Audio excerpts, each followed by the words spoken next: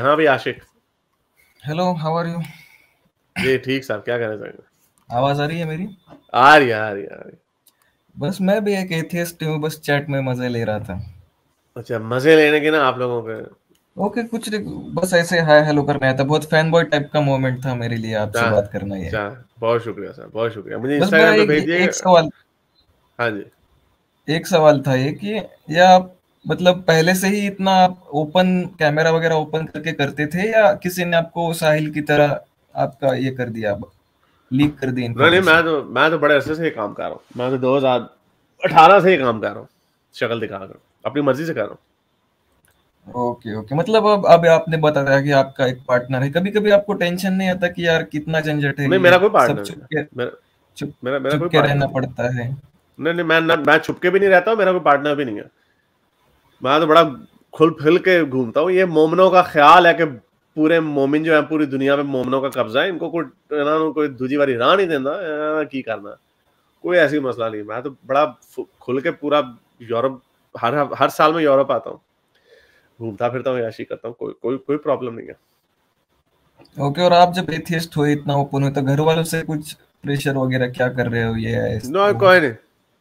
मेरे में किसी को कोई प्रॉब्लम नहीं था, किसी को। और क्योंकि मैं अपने काम से काम रखता था, मुझे किसी को नहीं था। ये तो जब मैंने काम शुरू किया तब ऑब्वियसली कुछ लोगों को हुआ था, लेकिन तब भी कोई इतना मुझे कोई ब्लो बैक नहीं आया था।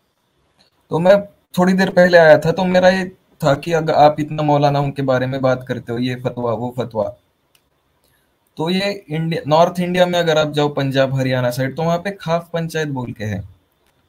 तो उनके भी अलग फतवे होते हैं कि इस गांव में कोई लड़की के पास मोबाइल नहीं होगा, कोई लड़की जींस पैंट नहीं पहनेगी, कोई स्कूल नहीं जाएगी। और अगर उसका बाप चाहे भी उसको स्कूल भेजना, तो वो गांव वाले जो पंचायत हेड होता है वो बता देता है कि इनको कोई राशन नहीं देगा, इनको कोई अपनी दुकान से खाना, मतलब रेशन खरीदार वगैरह नहीं करने देगा। कोई अगर बस से जा रहा है तो कंडक्टर उसको बस में नहीं लेगा। मैं भी एक हिंदू हम्म। था, बस इसी चीजों, मतलब मैं पहले से रिलीजन पे ये यकीन नहीं करता था। लेकिन ये हर रिलीजन में जो वुमेन राइट्स को जो छीन लेते हैं, तो इसी वजह से मैं एथियस्ट बनने का वन ऑफ द रीजन वो है मेरा। तो इस पे चले, कुछ कह सकते हो आप? इसका मतलब ऑब्वियसली इसका मतलब ये है कि आप अपना दिमाग इस्तेमाल करना जानते हैं। आपने जहां पे भी नाइंसाफी देखी तो उस पे आपने सोचा कि ये क्या बात है। अब जैसे फर्ज करें, अगर इंसान, कई लोगों को ये बात समझ नहीं आती कि किसी ग्रुप ऑफ पीपल के लिए जब उनके ऊपर जुल्म होता है तो उसके लिए आपको उस कम्युनिटी का हिस्सा होना जरूरी है। ये जरूरी नहीं है। मर्द होके औरतों के साथ जो जुल्म होता है उसको हाईलाइट किया जा सकता है, उसी तरह जिस तरह औरत होके अगर किसी मर्द के साथ ज्यादती होती है तो as a woman she can recognise. अगर हम जानवरों के हकूक की क्यों परवाह करते हैं? यानी क्या हमें, क्या जानवरों के हकूक के लिए अगर हमने प्रिजर्व करना है शेरों को या कुत्तों को, तो क्या हमें कुत्ता बनना पड़ेगा पहले? No, obviously not. उसी तरह औरतों को मर्द बनने की जरूरत नहीं है। मर्दों के, अगर उन्हें नजर आता है मर्दों के साथ ज्यादती हो रही है, उसी तरह आपको गे होने की जरूरत नहीं है ये समझने के लिए कि गेज के साथ ज्यादती होती है। तो ये सारी चीजें जब हम देखते हैं रिलीजन्स में, सुपरस्टिशन में, हमें साफ, और अपने कल्चर्स में जब हम इन चीजों को देखते हैं हमें पता चल जाता है कि ज्यादती हो रही है। वाई? क्योंकि जो एक एक्सटर्नल सोर्स ऑफ मोरालिटी है ना, एक सोर्स ऑफ मोरालिटी हम बाहर से देखते हैं जो कि कलेक्टिव वर्ल्ड का व्यू होता है। यानी कलेक्टिवली इंसानों के दिमागों ने उसको, रिचर्ड डॉकिंस कहता है समथिंग इन द एयर, यानी पता नहीं क्या वजह है कि हर दहाई के बाद हमारी अखलाकियात में बेहतरी आती है। लेकिन ये इतना मुश्किल समझना नहीं है। आप दुनिया का कोई भी शोबा उठा के देख लें, कोई भी मजमून उठा के देख लें, उसके अंदर हमेशा से पहले की निस्बत बेहतरी आई है। चाहे वो साइंस है, चाहे वो आर्ट है या लिटरेचर है, टेक्नोलॉजी है, जो भी चीज है, हर चीज में विद टाइम उसके अंदर बेहतरी आई है। सिर्फ एक ही चीज है जिसके अंदर बेहतरी नहीं आई, ये जादू टूना, मजहब। मजहब, खुदा, इसके अंदर बेहतरी नहीं है। आज से 5,000 साल पहले भी लोग यही दावे कर रहे थे, ये चांद, ये तारे किसने बनाए? किसी ने तो बनाए होंगे। और वही ड्रामेबाजी आज भी चल रही है कि ये जी चिन बाबा आ गया, जादू टूना हो गया। कोई बेहतरी नहीं आई इसके अंदर।